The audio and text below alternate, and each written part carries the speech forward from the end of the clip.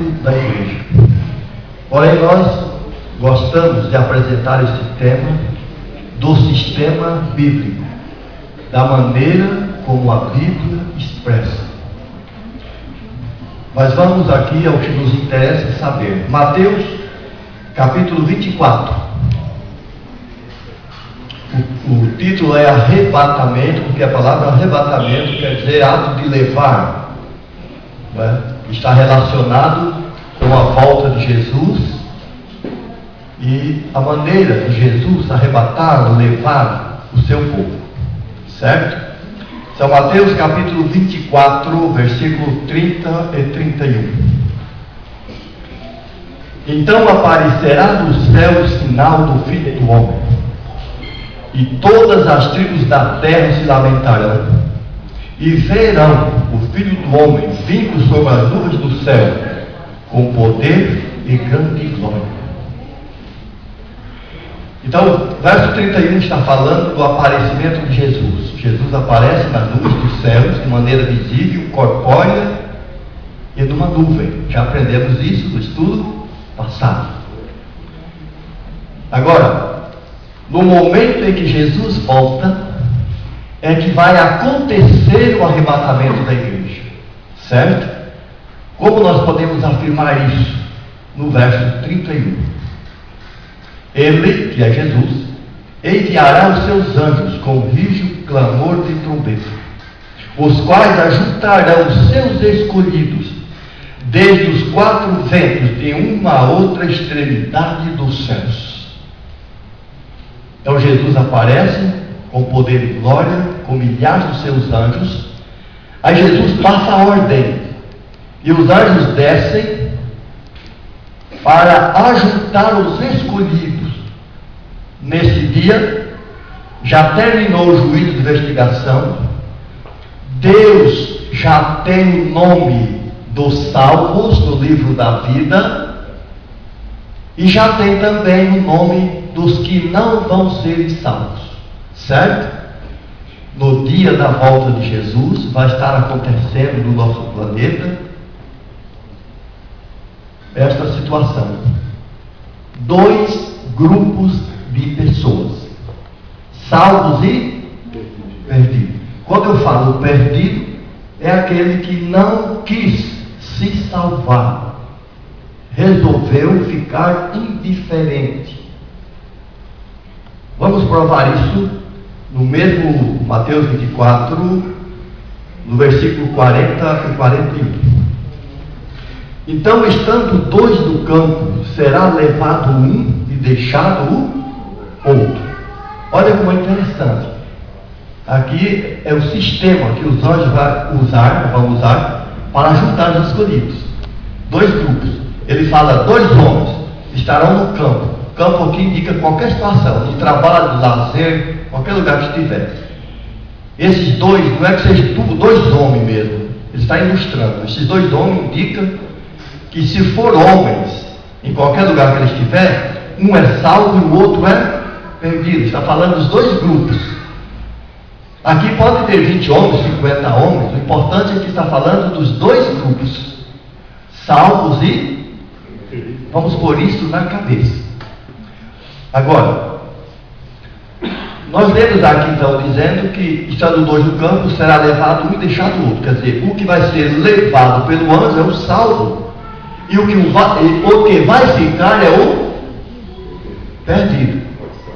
Naquela época, a cultura do pessoal era que mulheres não eram contadas como pessoas físicas. Só se contava homens com mais de 30 anos. Mas Jesus foi o pregador que levantou a bandeira em defesa da mulher. Agora ele quer frisar que no dia da volta dele, ele vai valorizar a mulher, trazendo-as para o seu rebanho. Aí ele diz, estando duas moendo no moinho, quer dizer, trabalhando em qualquer atividade, será levada uma e deixada a outra. Aí nós vemos que Jesus vem buscar homens e mulheres Foi bom saber isso? Eu acho que é bom saber isso. Porque antigamente as mulheres quase não eram contadas. Nós citamos, né? Que as mulheres não eram contadas como pessoas físicas. E Jesus estava frisando aqui que quando ele voltar vai ser diferente da cultura do povo do seu tempo. Ele vai valorizar a mulher tem o mesmo valor que o homem tem, serão arrebatados. Então vai existir homens no meio desses dois grupos, homens salvos e homens perdidos, mulheres salvas e mulheres perdidas. Está claro? Dois grupos. Agora eu quero chamar a atenção de vocês para um detalhe interessante. Esses dois grupos vão se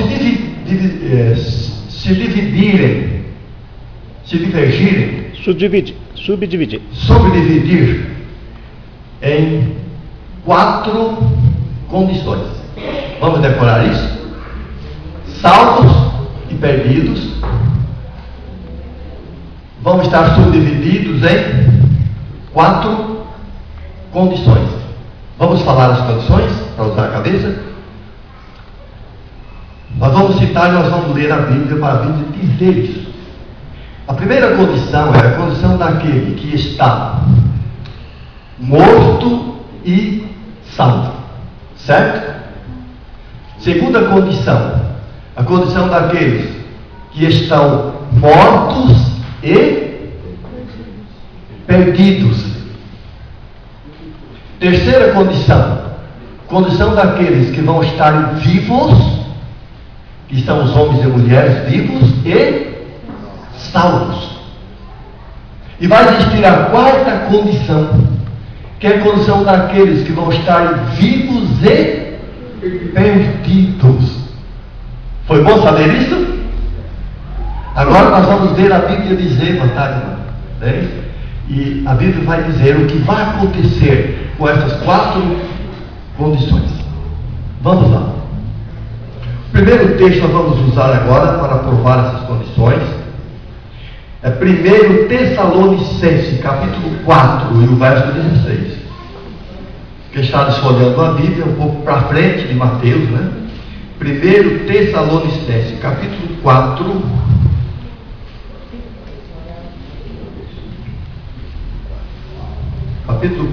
verso 16.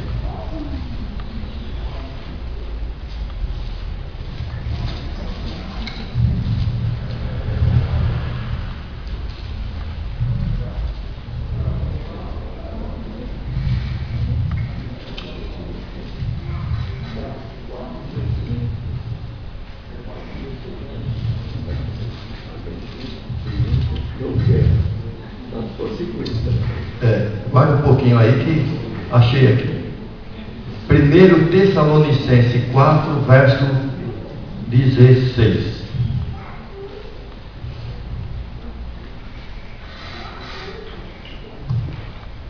Porque o mesmo Senhor descerá do céu com alarido, com voz de arcanjo e com a trombeta de Deus.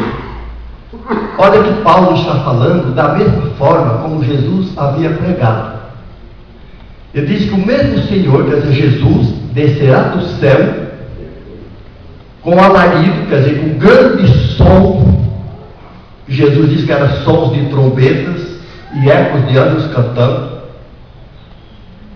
A voz de arcanjo. Jesus vai fazer a vez de anjo comandante, porque ele vai passar uma ordem. E Deus vai tocar uma trombeta. E os que morreram em Cristo ressuscitarão primeiro. Nós vamos ver agora que os que morreram em Cristo, que é a primeira condição, estão envolvidos na primeira condição, estão mortos. Quando eles ouviram o ressoar das trombetas, e Jesus dar a ordem da ressurreição, eu vou dar um exemplo, por exemplo, né? Ele vai falar assim: mortos salvos, levantem-se. Aí começa a haver a primeira ressurreição. Vai se levantar do pó da terra todas as pessoas, desde os dias de Adão até o último dia da história, que se salvaram vão reviver novamente. Ficou claro? Vocês vão entender que é Deus resolvendo o problema do planeta Terra, quebrando os agrilhões da morte. E os que morreram em Cristo ressuscitaram primeiro. Agora nós vamos ver o porquê que eles ressuscitam primeiro. Apocalipse capítulo 20, o versículo 6. Apocalipse capítulo 20, versículo 6.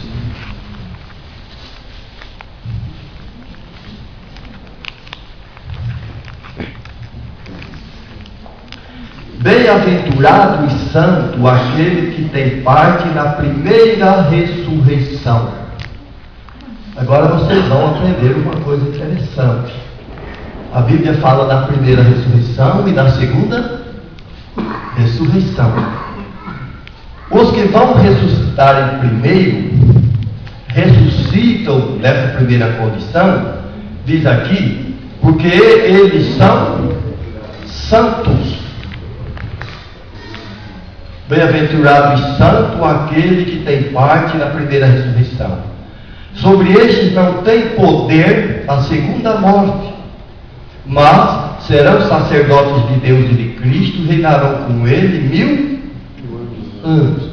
1000 anos é o tema da semana que vem, sobre o milênio. Então, São Paulo está afirmando aqui que aqueles que vão ressuscitar primeiro é porque são santos. Santos são aqueles que foram absolvidos no juízo de investigação. Estes, além de ressuscitar na primeira ressurreição, viverão 1000 anos com Jesus nos céus e não passarão pela segunda morte. Ficou claro? Porque eles vão viver eternamente, nunca mais vai haver morte para eles. Ficou claro? Agora vamos ver agora a segunda condição. Aí mesmo, no mesmo Apocalipse 20, no versículo 5.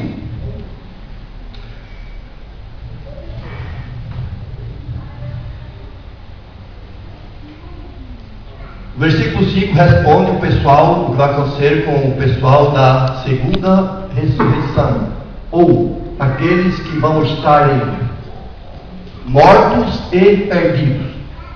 Mas os outros mortos não reviveram até que os 1000 anos se acabaram. Tem um ponto final, não é? Aqui tem um detalhe que é bom vocês verem, porque algumas pessoas discutem. Porque depois desse ponto final, fala, esta é a primeira ressurreição. O negócio aqui é que o versículo 5 deveria ter terminado no ponto final. Porque a segunda parte do verso 5 faz parte do verso 6.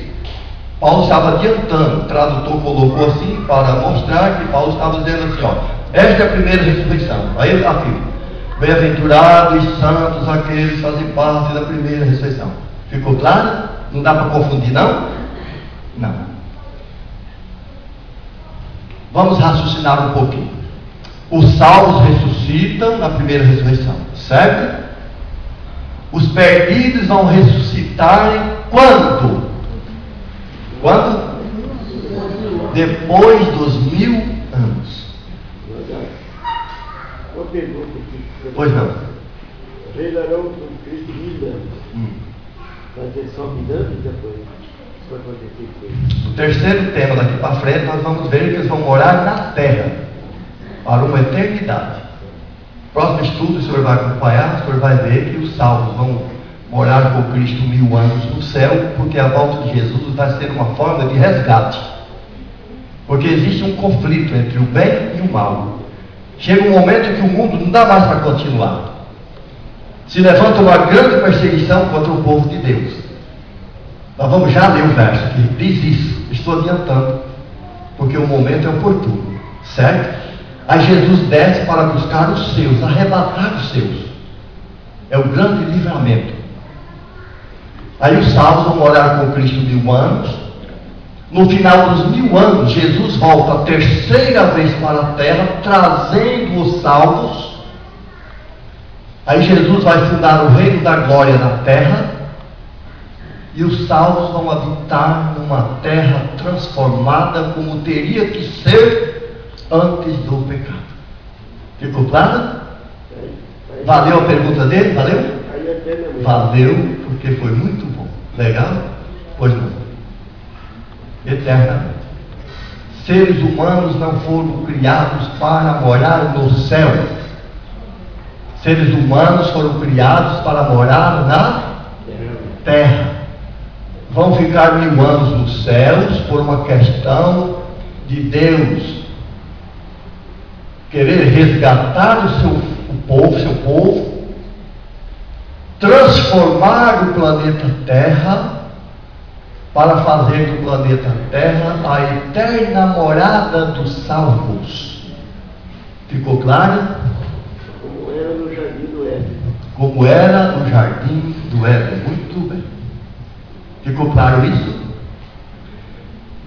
Agora, ficou claro aqui que pessoas da primeira condição vão ressuscitar, são vivos, ou mortos salvos vão ressuscitar, vão ficar vivos.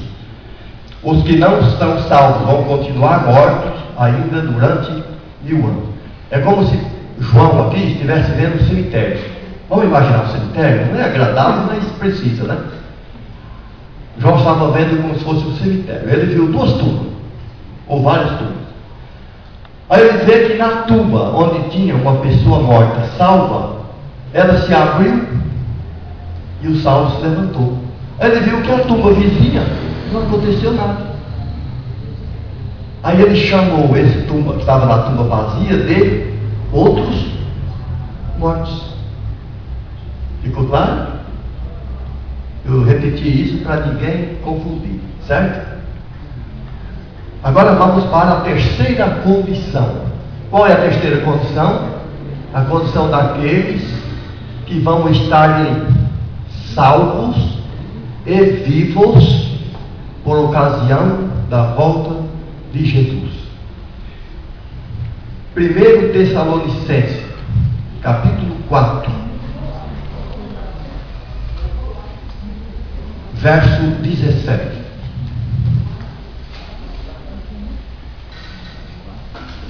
Vamos dar um tempo para vocês acharem o texto, porque é interessante. Capítulo 4, versículo 17.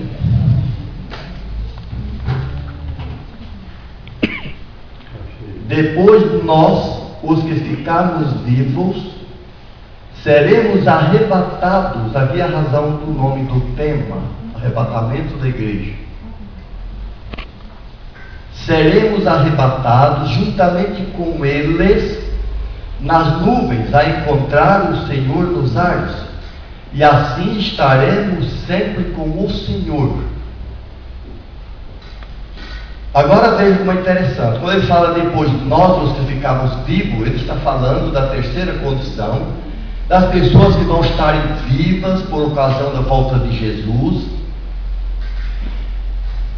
que os anjos vão ajuntar, os anjos vão chegar, vamos ilustrar aqui, eu já lembro das 2 condições, né? O anjo chega numa casa, tem 2 pessoas. Então o anjo ajuda o salvo e deixa o perdido, não é? No caso aqui, os que estiverem vivos, o anjo pega para levar, para encontrar com Jesus no ar, porque Jesus nesse dia, ele não vai pisar na terra,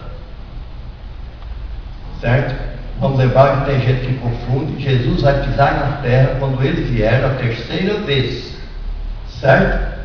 A próxima vez, que é a segunda vinda de Jesus, ele não vai pisar na terra. Eles são os que ressuscitarem e dos mortos salvos. Posso ilustrar de novo? Vamos ilustrar com os dois senhores aqui.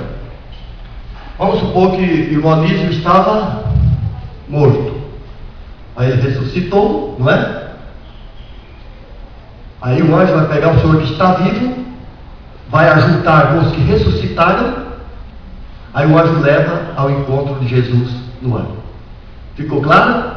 Se torna como se transformado. Muito bem. Deu para entender ou ficou dúvida? Ficou dúvida, pelo amor de Deus, fala, que é o momento da gente entender. Quem sabe na palavra do arrebatamento. Por exemplo, aqui a linguagem de hoje, tem pessoas que não gostam, mas ela é um pouco interessante. Então nós, os vivos, seremos levados nas nuvens junto com eles para nos encontrarmos com o Senhor no ar. Isso. Não tem a palavra arrebatar. Porque arrebatar é levar. Arrebatar é levar, resgatar. Por exemplo, se tem uma pessoa doente, vem alguém e o arrebata, o leva, resgata. Deu para entender? Então está bem claro que os salvos vão ser, os salvos vivos aqui, vão ser levados juntamente com eles, que são os mortos, salvos que ressuscitaram, ao encontro do Senhor. Certo? Anjos, levados pelos anjos. Os anjos vão pegar esses salvos, ajuntá-los e sobem até o encontro de Jesus nos ares. Ficou claro?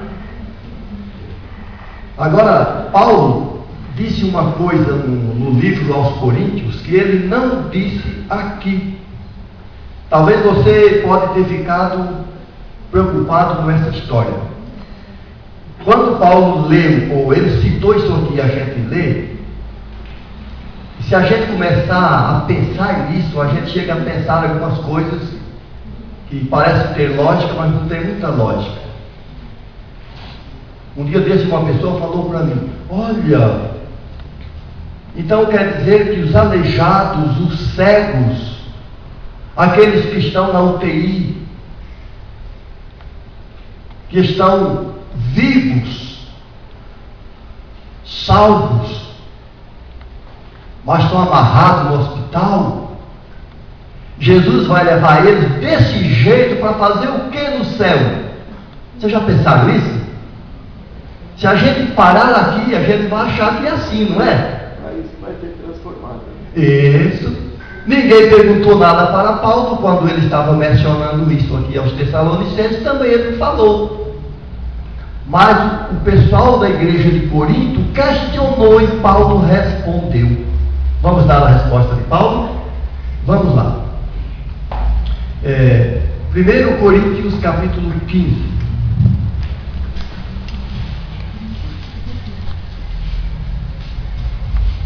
1 Coríntios capítulo 15, verso 50 em diante.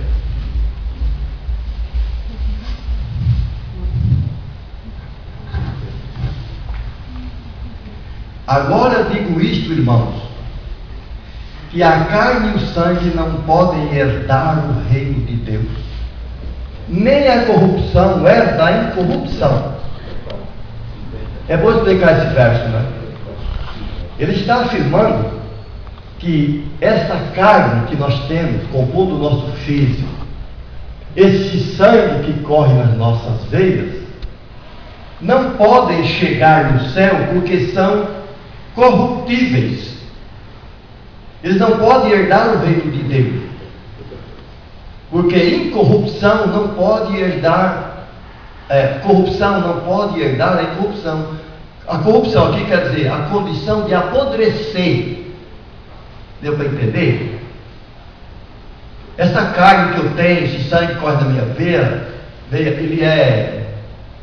ele é corruptível, ele apodrece. Isso não chega no céu, ele fica aqui, certo? Vira pó. Mas tem algo interessante aqui, ó. Eis aqui vos digo um mistério. Na verdade, nem todos dormiremos. Dormir aqui é morrer. Ele quer dizer, nem todos nós, os salvos, vamos estar mortos. Não vamos estar dormindo o sono da morte. Mas todos seremos transformados. Quer dizer, para ir para o céu, não precisa morrer. Pode-se ir para o céu vivo mesmo, porque se trata do dia da volta de Jesus. Seremos transformados. Versículo seguinte, versículo 52. Num momento, no abrir e fechar de olhos, ante a última trombeta, porque a trombeta soará, e os mortos ressuscitarão incorruptíveis, e nós seremos transformados. Ficou claro? Volto a usar os amigos aqui como ilustração. Vamos imaginar, agora há pouco nós falamos que ele representa o que morreu Saulo, né? Se o Senhor tivesse morrido aí com 200 anos, então o Senhor ressuscita, jovem, eu imagino assim um menino de 14, 15 anos, mas com muito mais perfeição, na perfeição que era Adão e Eva, certo? Então a carne e o sangue dele virou pó, mas Deus transformou ele, o mesmo corpo é transformado num mesmo corpo, porém incorruptível, um corpo que nunca mais vai apodrecer, nunca mais vai morrer, certo? Nunca mais fica doente. Muito bem. Ele ressuscita corpo incorruptível, perfeito, como era o Adão quando acabara de sair das mãos do Deus Criador. Era perfeito, como os anjos ainda são perfeitos, certo? Paulo está explicando aqui que esse Senhor, ele está vivo. Jesus chegou, de repente o anjo chega para levar o Senhor para os céus, para ajuntar o Senhor com os que ressuscitaram, né? A Bíblia chama de eles. Deus vai lhe transformar, vai tirar todas as qualidades corruptíveis que o Senhor tem, transformar o seu corpo num corpo incorruptível, perfeito. Compreendeu? O Senhor vai poder olhar no espelho, se quiser, vai poder olhar no espelho e ver assim: eu fui transformado. E os outros que vão estar sendo transformados também vão olhar para ele e ver na realidade quem ele é. Entendeu? Aí nós podemos dizer assim: olha, esse senhor tinha um defeito físico tal, daqui tinha um defeito físico tal, agora ele é perfeitinho. Deu para entender? Deu para entender isso mesmo, irmãos? Chama-se corpo incorruptível. Aí sim que cumpre o texto dos Tessalonicenses que falamos aqui, que vão ser levados juntos.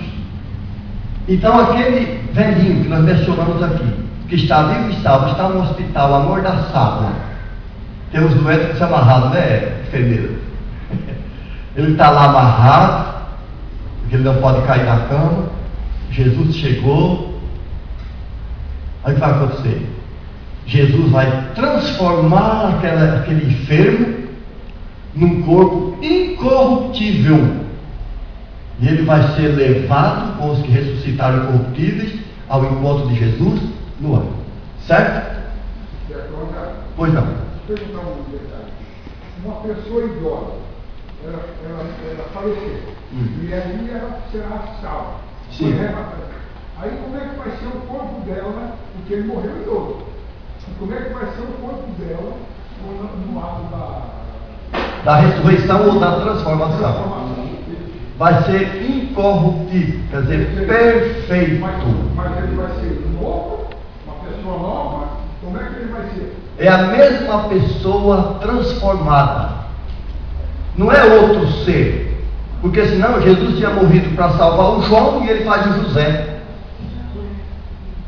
Não tinha graça. Não, mas eu sei, mas... Se eu morro o João, ressuscita o José? Não, ele quer saber se é nova ou velha. Ressuscita jovem. Isso. Ressuscita jovem, a mesma pessoa.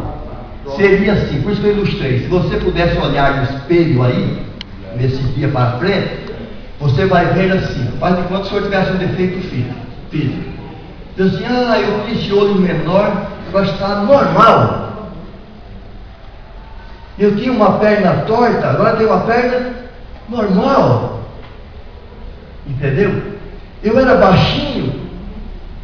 Eu vou conhecer o crescimento, eu vou pegar, quando Paulo ensina que nós vamos crescer até a estatura completa de Cristo. Entendeu?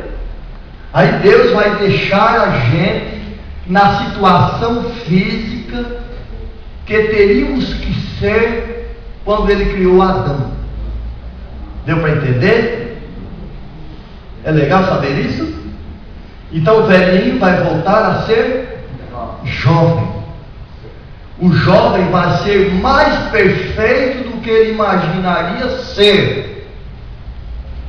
Nós não conhecemos. Paulo chama isso de a multiforme sabedoria de Deus. Sabedoria de Deus não é uniforme, tudo igualzinho. É multiforme. Certo? Então tem coisas que nós não entendemos. Mas como a sabedoria de Deus é multiforme, então ele tem lá um poder que ele transforma o velho no jovem, transforma um corpo doente num corpo sadio, retira as condições mortais de um ser humano e o transforma num corpo imortal, porém condicional. Mas é imortal, condicional. Deu para entender isso? Pois não. E as pessoas que não têm esse conhecimento, em que nós estamos aprendendo, como vai ficar essas pessoas? A senhora fez uma pergunta bastante profunda. Se uma pessoa nunca aprendeu a verdade, ela nunca foi evangelizada, quer dizer, ela não foi alcançada pelo Evangelho, essa pessoa vai ser julgada por aquilo que ela poderia ser se tivesse conhecido a verdade. Deu para entender? Vamos dar um exemplo assim para um homem que nasceu na selva e morreu na selva, mas ele tinha uma conduta boa. Ele via o Criador nas flores, ele via a existência de Deus através dos acontecimentos, ele tinha aquele temor, procurando ser o melhor que pudesse ser, mas ele nunca ouviu falar de Deus, nunca ouviu falar de Jesus. Então Jesus, na sua onisciência, no período do juízo, vai olhar para esse homem e dizer: se esse tivesse sido alcançado pela igreja, alcançado pela palavra de Deus, ele seria um grande missionário, mas como ele não foi alcançado, eu vou salvá-lo como se ele fosse isso que ele poderia ser. Porque na Bíblia, que salva é a graça de Jesus, não são qualidades de conhecimento. Certo? Agora, o grande problema aqui, eu falei isso, sabe, irmãos, porque às vezes eu preciso consolar pessoas que choram a falta de entes queridos e dizem assim: olha, o meu avô nunca foi batizado, nunca conheceu a palavra, morava no sertão, será que ele vai morrer a morte eterna, ou se fala vai para o inferno? Eu falo: não, Deus não é como nós, Deus tem suas maneiras de agir na sua multiforme sabedoria. Ficou claro? E não estou enganando, não, estou dizendo com base nos ensinos da Bíblia, certo? Agora, o grande problema aqui se chama rejeição. Ninguém perguntou isso não, né? Mas eu quero usar um minutinho para dizer. O grande problema, que eu chamo de sério, é o problema da rejeição. Vamos dar um exemplo? Irmão Chiquinho Carpena aqui. Vamos ilustrar que ele tenha sido alcançado pelo Evangelho. Alguém bateu na casa dele, ensinou a Bíblia e disse não. O Espírito Santo tocou no coração dele e ele disse não. Deus trabalhou, o Espírito Santo trabalhou com ele de todas as formas, enviou mensageiro de todas as formas. E ele não. Aí ele rejeita a palavra de Deus, entendeu? Esses serão castigados no juízo. E eu vou já ler o texto que afirma isso que eu estou falando. Certo? Eu falei que o grande problema é a rejeição, porque eu sou testemunha disso. A maior parte da minha vida é fazer evangelismo. E eu encontro pessoas dizendo, afirmando que elas preferem morrer sem se envolver com esse negócio de religião, esse negócio de Bíblia. Nasci assim, vou viver assim, quero morrer assim, estou bem assim. E se você, no momento que você se encontrar com Deus, o que é que você vai dizer? A Bíblia diz que Deus vai colocá-los diante de Jesus para reconhecer a salvação que Ele eleitou. Pessoas dizem assim, irmão, de cara limpa. Quando chegar esse dia, se caso acontecer, a gente dá um jeito. Aí é perigoso. Certo? Desculpa eu ter feito esse comentário dentro do estudo, mas eu acho que está mais ou menos dentro do contexto, porque nós estamos falando, irmãos, de um assunto importante. O arrebatamento da igreja. Jesus vem buscar os seus. Ele não vem buscar perdidos. Entendeu? Ele vem buscar os escolhidos. Agora eu quero dizer uma coisa interessante aqui. No versículo 52, nós já aprendemos que quando a trombeta soar, os mortos salvos vão ressuscitar incorruptíveis e os vivos serão transformados. E aí diz uma coisa interessante: quanto tempo Deus vai usar para transformar um ser humano? Quanto tempo a sua Bíblia diz que Deus vai gastar? Muito bem. Ficou claro? Um abrir e fechar de olhos quer dizer, se fosse hoje na linguagem de hoje, caberia bem essa frase: em menos de uma fração de segundo. Certo? Com menos tempo de uma fração de segundo, Deus transforma o homem. Tem muita gente dizendo por aí que esse é o tempo de Jesus voltar e sumir de novo, ninguém vê. O verso não está falando isso. O verso está fazendo menção ao tempo que Deus vai usar para transformar pessoas, ressuscitando pessoas velhas em pessoas novas, pessoas vivas, doentes ou em qualquer situação corruptível, em corpos incorruptíveis. Legal? Tem necessidade de Deus fazer isso? Verso 53 responde: porque convém que isto que é corruptível se revista da incorruptibilidade, isto que é mortal se revista da imortalidade.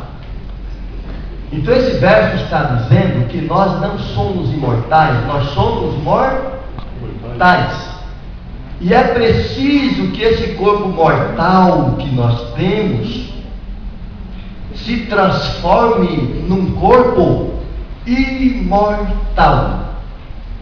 Então hoje, seres humanos não são imortais, não possuem almas imortais, eles são almas mortais.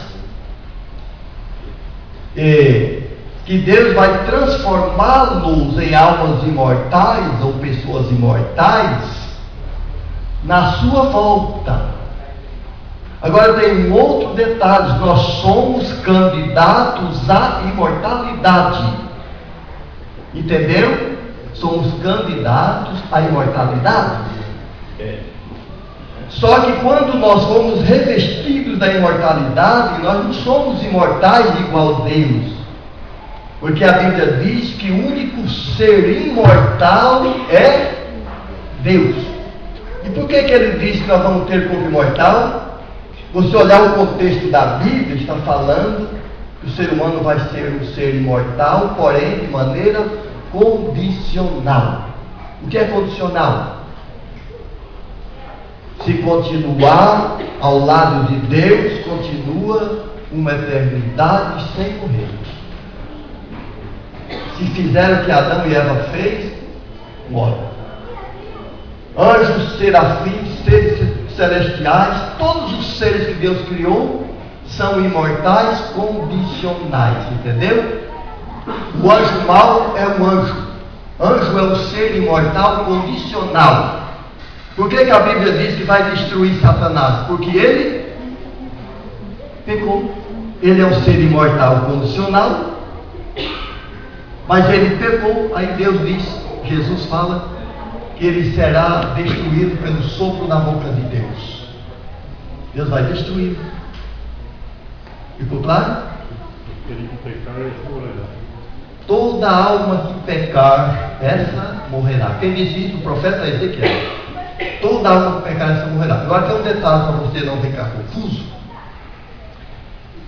Isso é muito questionado no cristianismo. Será que depois que Jesus voltar a arrebatar a igreja, será que em alguma época da história da eternidade vai existir uma outra história triste como a história do planeta Terra? A Bíblia afirma que não. A Bíblia diz: jamais se repetirá a mesma cena. Claro? A Bíblia não diz que vai ter seres que vão se revoltar contra Deus e morrer. Porque Deus já tem uma experiência no universo, no planeta Terra. Ficou claro, irmãos? Vamos terminar então o nosso estudo aqui. Então nós vemos aqui que a terceira condição se trata de pessoas vivas que vão ser transformadas em corpos incorruptíveis para reinar com Cristo 1000 anos no céu. Agora vamos para a quarta condição. Eu gostaria que vocês prestassem atenção. O tempo terminou, mas eu vou usar mais uns minutos, porque senão nós vamos ficar sem terminar o estudo. Pode ser assim? Quarta condição. Segundo Tessalonicenses, capítulo 1.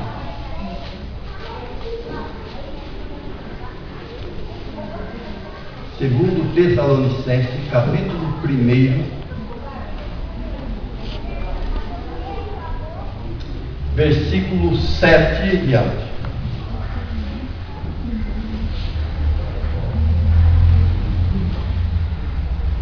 Paulo está usando o verso 7 para dar uma mensagem de esperança para as pessoas que estiverem vivas e salvas no dia da volta de Jesus, certo? E a vós que sois atribulados, descansem conosco, quando se manifestar o Senhor Jesus desde o céu com os anjos do seu poder.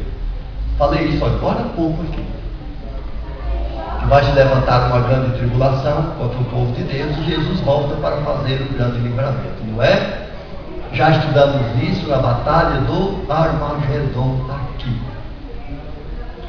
Então Paulo está dizendo que os salvos que estiverem atribulados no dia da volta de Jesus vão receber o descanso, porque vão passar por esse processo de transformação, vão serem arrebatados ao encontro do Senhor Jesus quando ele voltar com os anjos do seu poder. Para os da quarta condição, versículo 8, ele diz assim: como labareda de fogo, talvez a sua Bíblia fale como chamas de fogo, tomando vingança dos que não conhecem a Deus e dos que não obedecem ao Evangelho de nosso Senhor Jesus Cristo. Eu falei agora há pouco que eu ia usar o verso para explicar isso, a questão da rejeição. Lembra? Enquanto a presença de Jesus vai ser um grande livramento, para os perdidos vivos, a volta de Jesus vai ser como chamas de fogo que Deus usa para tomar vingança contra aqueles que não conhecem a Deus. Quem são esses que não conhecem a Deus? São aqueles que não conhecem a Deus porque não querem. Durante muitos anos eu fiquei preocupado com esse verso, porque eu pensava assim, mesmo como conhecedor da palavra de Deus, eu tinha minhas dúvidas. Eu ficava pensando, Como é que Deus vai tomar vingança dos que não conhecem a Deus? Quem não conhece a Deus é inocente. Não é que Deus vai vingar de inocente, não é? Eu disse na minha cabeça. Mas um dia, batendo um papo informal com esse moço aqui, o Josué, e eu perguntei para o Josué: você lê muito a Bíblia? Quer dizer, isso, o Josué clareou minha mente.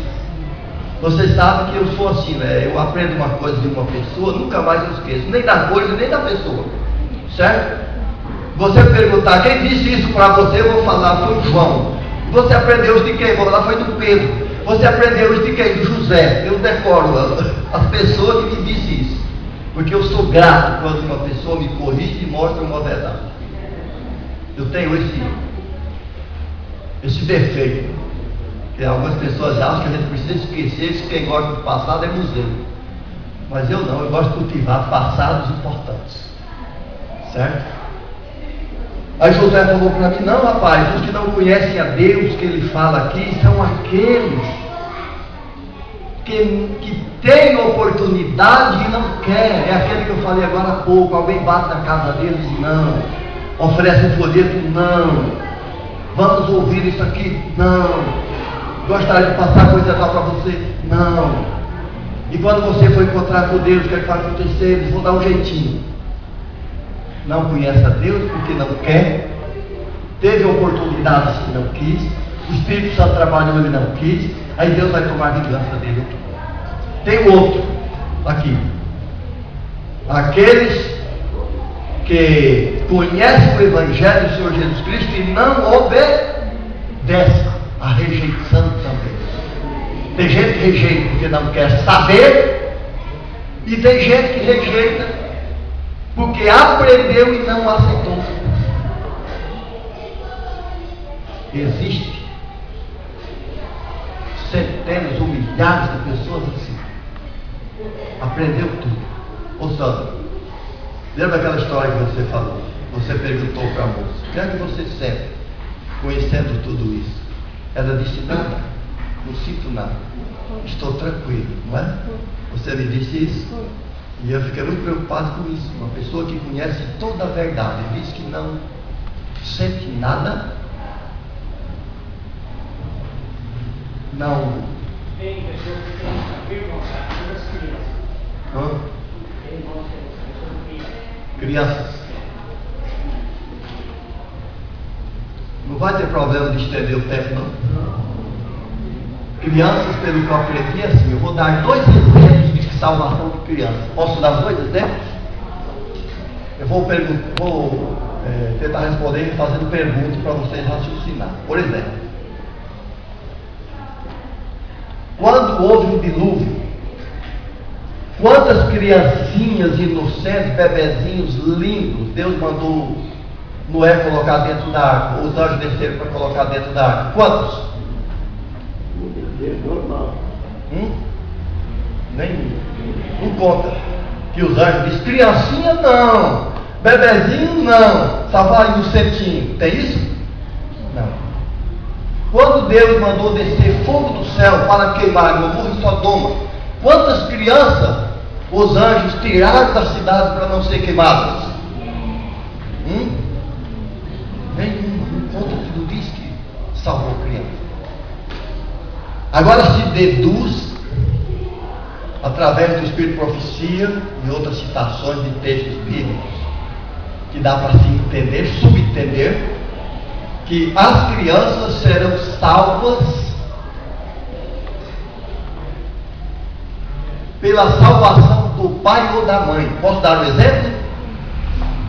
Quem é casado aqui é o Ari e a Sandra. Posso usar vocês como ilustração?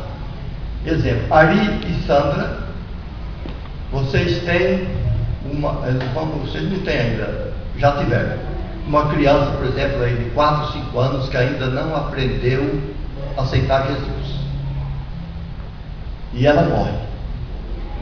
A Bíblia diz que quem crer e for batizado será salvo, mas ela não tinha idade a ser batizada, não tinha idade a conhecer Jesus, ela não aprendeu nada. Se vocês dois forem salvos,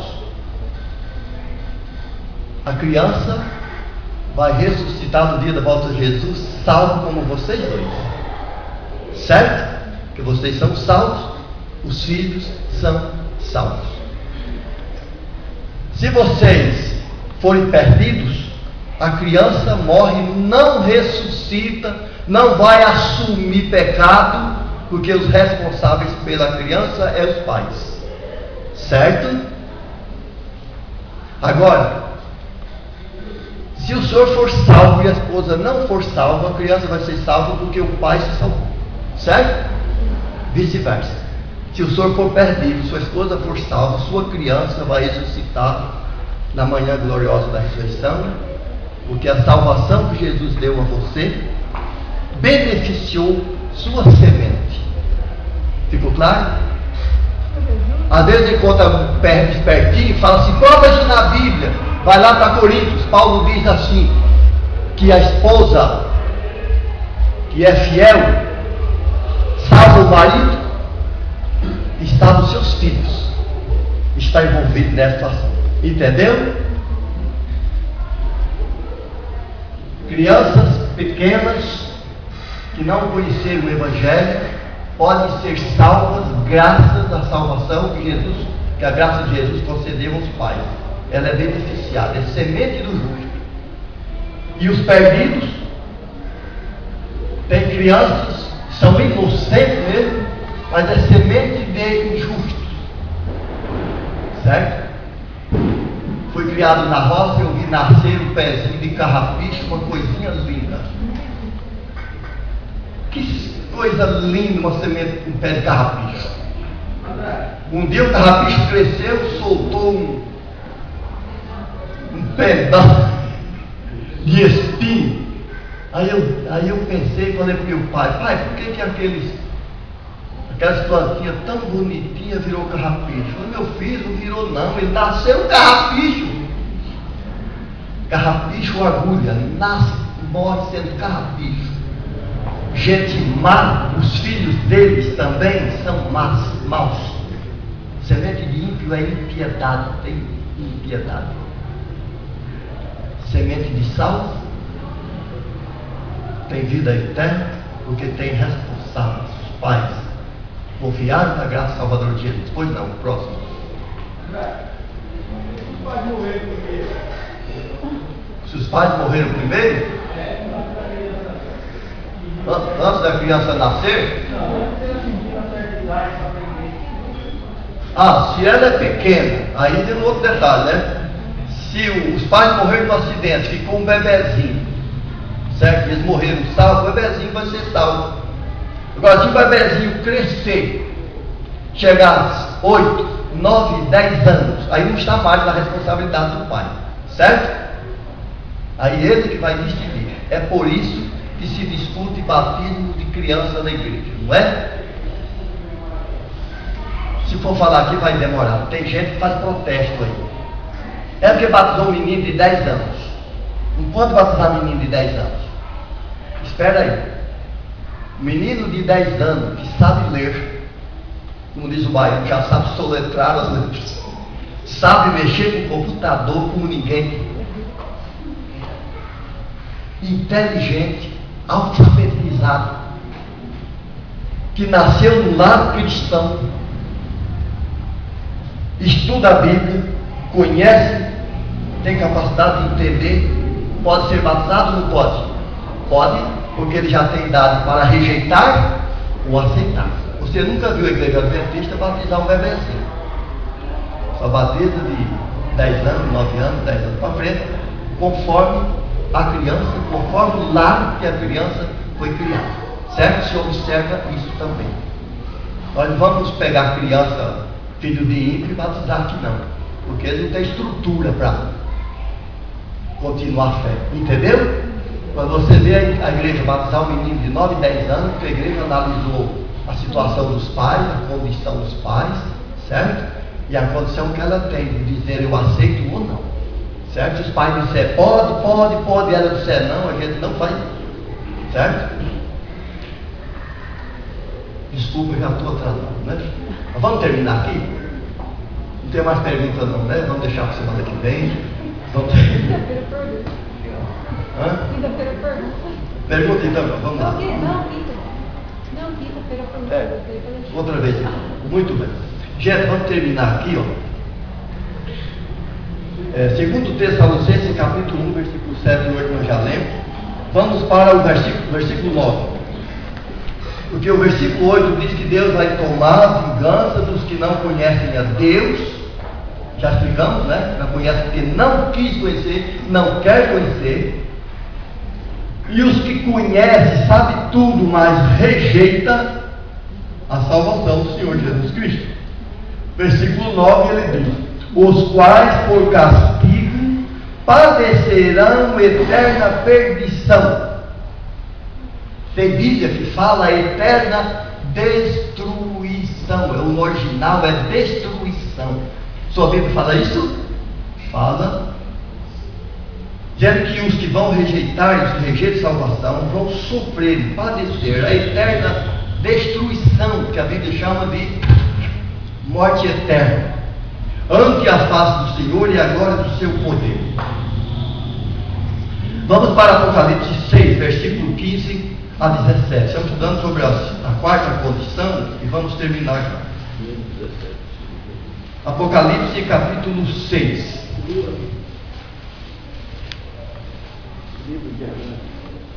Apocalipse capítulo 6, versículo 15 até o 17.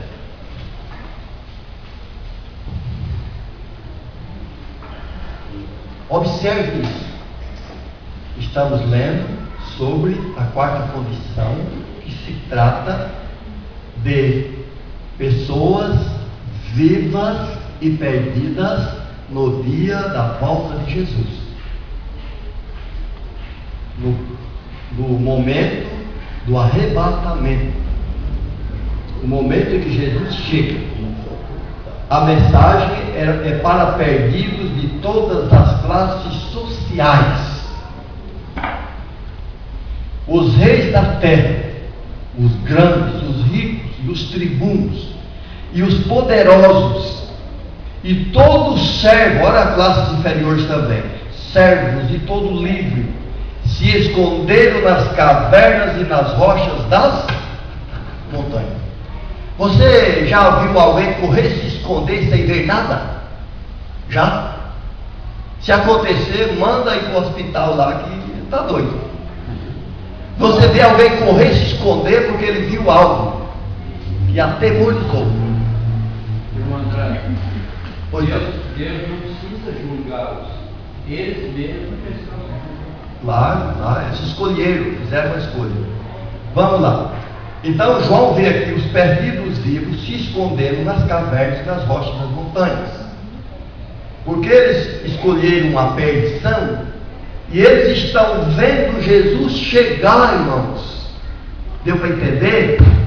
Tem gente que fala que a volta de Jesus é invisível, que ninguém vê. E por que esse pessoal estava se escondendo? Porque eles viram, a volta de Jesus é visível. O que é mais? Vamos para frente.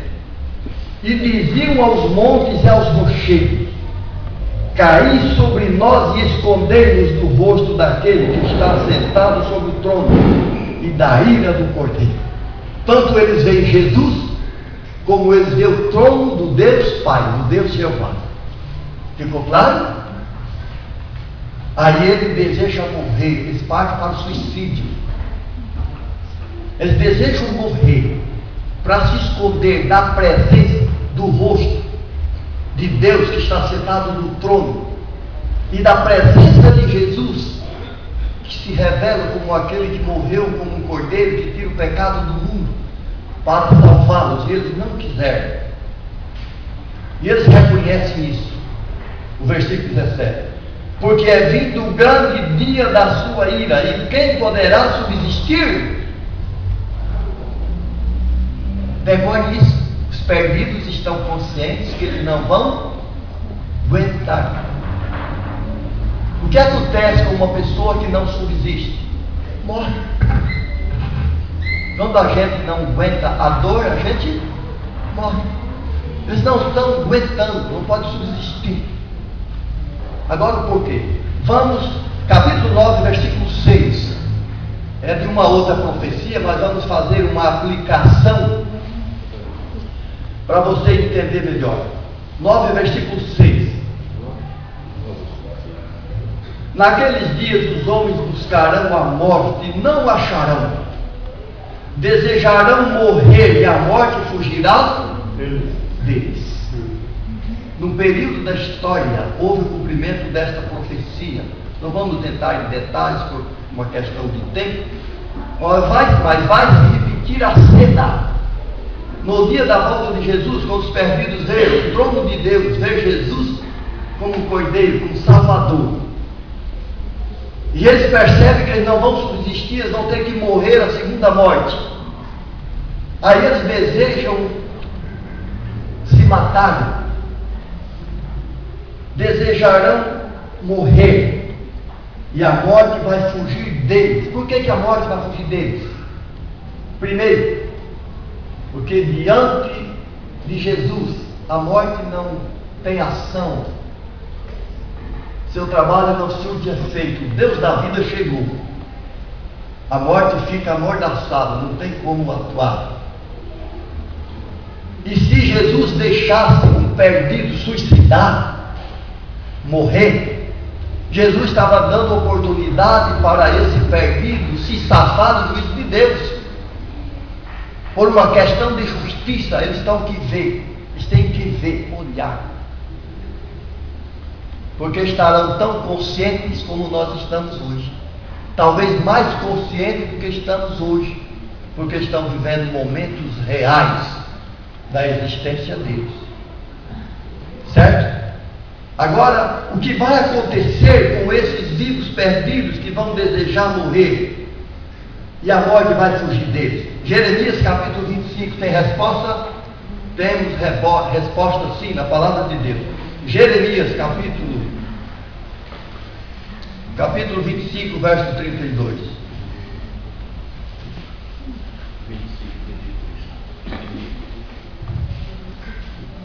Capítulo 25, verso 32.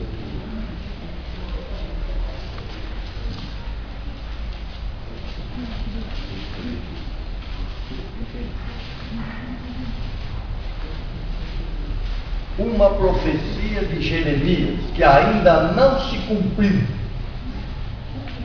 vai se cumprir quando Jesus voltar. Assim diz o Senhor dos Exércitos: eis que o mal sai de nação para nação, e grande tormenta se levantará dos confins da terra, e serão os mortos do Senhor naquele dia. Talvez a sua Bíblia diga mais clara, atualizada no Brasil, diz assim: aqueles a quem o Senhor entregar a morte naquele dia. É assim que a sua diz? Aqueles a quem o Senhor entregar a morte naquele dia. É assim ali? É a linguagem de hoje mais direta ainda. Como é que diz? Aqueles que o Senhor matou. Aqueles que o Senhor matou neste dia, na linguagem de hoje, fica mais claro ainda. Estão vendo? Eu vou usar esse verso, eu gostaria que vocês se fizessem uma sintonia desse verso. Porque existem pregadores por aí, não quero criticar ninguém, só para você raciocinar um pouco, né? Eu gosto de ter uma oportunidade. Que diz que Jesus vai embora para o céu com os perdidos ficam aí sofrendo. Os perdidos ficam aqui passando por tribulações. E eu quero afirmar para vocês, com confiança na palavra de Deus, que esse verso está dizendo que quando Jesus partir com os salvos, não fica um ser vivo na terra. Certo? Deus vai entregar os perdidos à morte. Até esse momento eles vão desejar morrer e a morte vai fugir deles, não é? Mas chega um momento, é como se Jesus dissesse: morte, pode trabalhar, a vez é sua, chegou a sua vez. Assim diz o Senhor dos Exércitos: eis que o mal sai de nação para nação, e grande tormenta se levantará nos confins da terra. E serão os mortos do Senhor, ou aqueles a quem o Senhor entregar a morte, aqueles que o Senhor matar nesse dia, desde uma extremidade da terra até a outra extremidade da terra. Não serão pranteados, nem recolhidos, nem sepultados, mas serão como estrume, como esterco sobre a face da terra. Valeu? Tem resposta? Fica gente viva quando Jesus partir com sua igreja? Não. Ficou claro? Por favor, não se esqueça disso, não se iluda que Jesus vai embora com salvo e você vai ficar aí, que vai ter uma segunda oportunidade, que depois você vai ter chance de novo. Não tem isso. A Bíblia está dizendo que Deus vai entregar os perdidos vivos à morte. Eles não vão serem recolhidos, porque não vai ter ninguém para recolher, porque os salvos, os parentes, os amigos foram embora com Jesus. Os outros perdidos não vão recolher, não tem como recolher seus amigos, porque estão morrendo juntos. Não vão ser sepultados, porque não tem ninguém para fazer funeral dos sepultados. Eles serão como esterco. É uma ilustração muito forte. O animal, ele faz sua necessidade e larga aí, vai estercar a terra. Os perdidos vão ser assim. O tempo está avançado, vamos para Isaías 24, verso 1. Isaías 24, verso 1.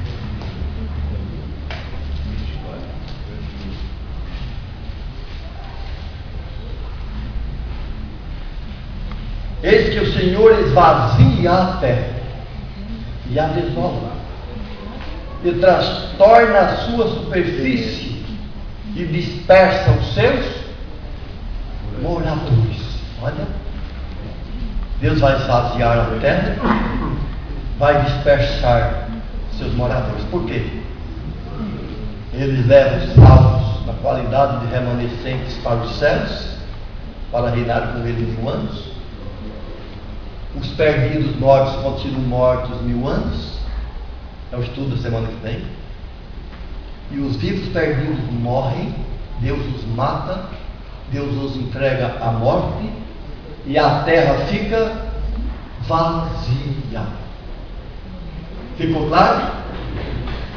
Verso 3: de todo se esvaziará a terra, e de todo será saqueada, porque o Senhor pronunciou esta palavra. Que Deus nos abençoe. Muito obrigado por vocês me suportarem aqui esse tempo. Espero que nunca venhamos a nos esquecer desta grande mensagem que Deus traz para nós, e que Jesus vai voltar para arrebatar sua igreja, seu povo, e nós precisamos estarmos preparados. Amém.